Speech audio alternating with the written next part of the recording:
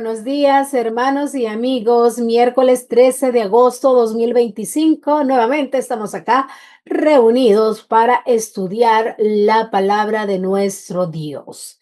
Te damos, como siempre, la bienvenida a tu programa especial, el Éxodo, viaje a la tierra prometida. Y el tema de la semana, lección número 7, el pan y el agua de vida. Y para ahora, miércoles 12 de agosto, se titula Jetro. Vamos a orar. Padre nuestro que está en los cielos, santificado y glorificado sea su nombre. Te damos gracias por este día que nos has dado sobre esta tierra. Vamos a estudiar tu palabra y pedimos que tu Espíritu Santo esté con nosotros y así poder comprender lo que nos quieres enseñar en este día. Bendiciones para todos los que nos sintonizan y que todos juntos aprendamos sobre lo que nos quiere mostrar usted en este momento. Muchísimas gracias por los cuidados y por las bendiciones. En su Hijo amado, nuestro Señor Jesús, lo pedimos y agradecemos. Amén. Muy bien, comenzamos sin más preámbulo a estudiar la palabra de nuestro Dios. En los días anteriores estudiamos en alguna manera cómo debe actuar un líder con los demás. Y no solo es cuestión de liderazgo, sino también nos enseña cómo debe reaccionar un hijo de Dios. Cómo este hijo de Dios debe llevar todo al Señor. Y hoy estudiaremos la experiencia de Jetro, el suegro de Moisés. De esta historia se puede aprender muchísimo. Está escrita en el texto bíblico de Éxodo 18 del versículo 1 hasta el verso 27. Pero nosotros solamente leeremos algunos versículos y será el primero. Oyó Jetro, sacerdote de Madián, suegro de Moisés, todas las cosas que Dios había hecho con Moisés y con Israel su pueblo, y como Jehová había sacado a Israel de Egipto.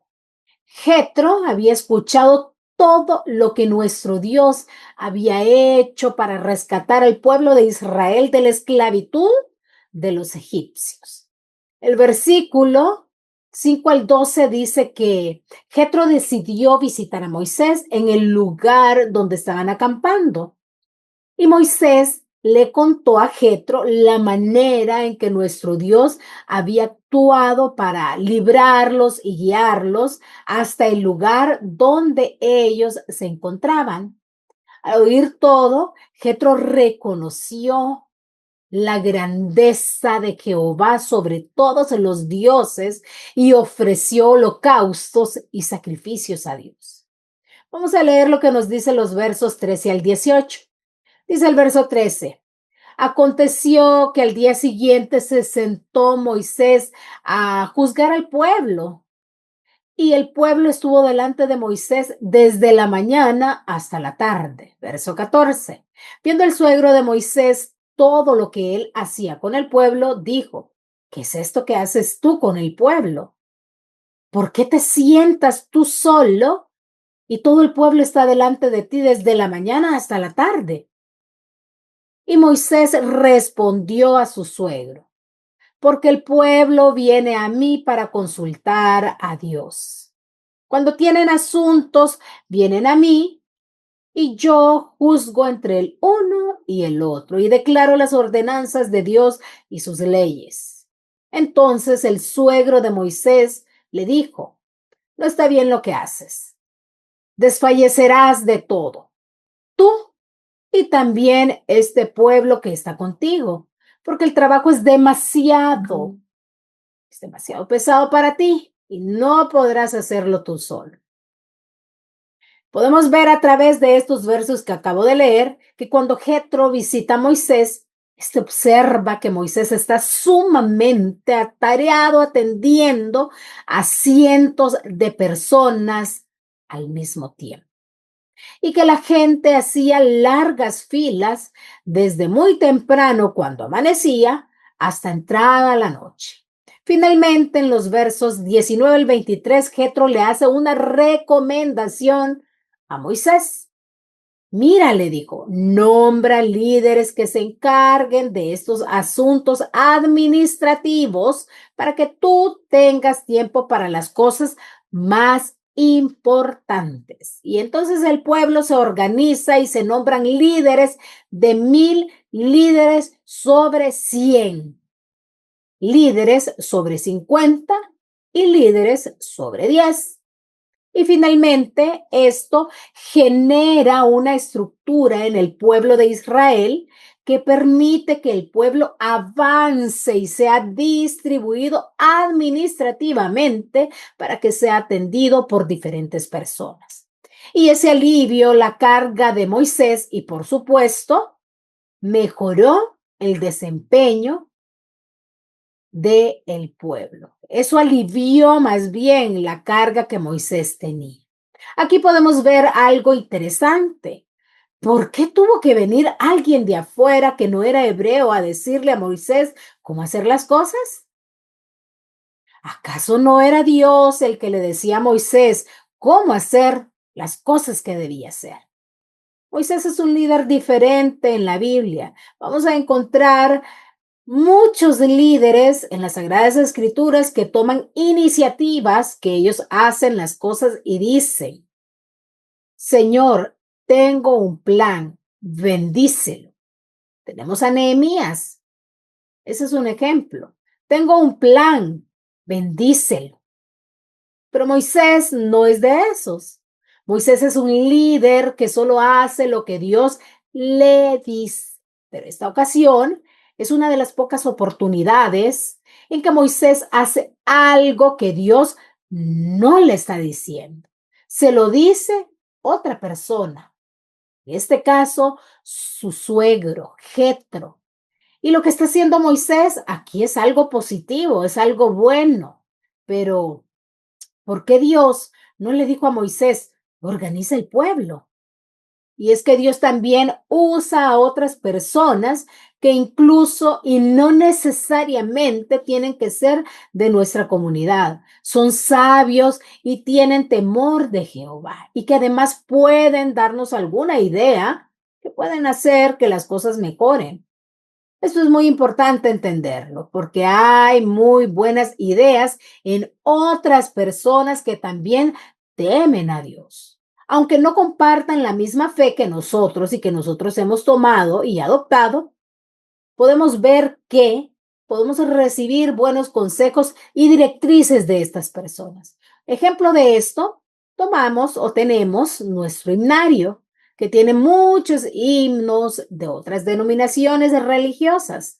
Aunque hoy en día muchos himnos adventistas, en el último himnario, lo hemos visto reflejado y lo que hemos hecho es tomar esas ideas de otros y aplicarlas y algunas otras cosas más en nuestra liturgia o en nuestra forma de evangelizar. También hemos tomado las ideas de otras personas que no son necesariamente adventistas del séptimo día y las hemos adoptado porque son ideas positivas y que ayudan al crecimiento espiritual de usted y de mi persona.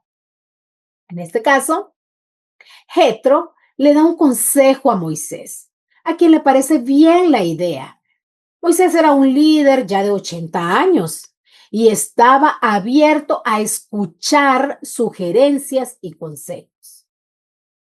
El líder que cree que todo lo sabe es el que está falto de algo principal y es humildad, falto de mansedumbre. Ese líder no lo necesita nuestro Dios. Dios necesita un líder, sí, que tenga una visión. ¿Y cuál era esa visión? Llevar al pueblo de Israel a la tierra prometida. Ahí estaba la visión del líder. Moisés tiene la visión, pero que además de tener la visión, tenga la cualidad importante de escuchar. Otro detalle importante es que Jetro había reconocido a Jehová. Prueba de ello es que hizo holocaustos y sacrificios con Moisés y Aarón y los ancianos. Lo leemos en el libro de Éxodo 18:12.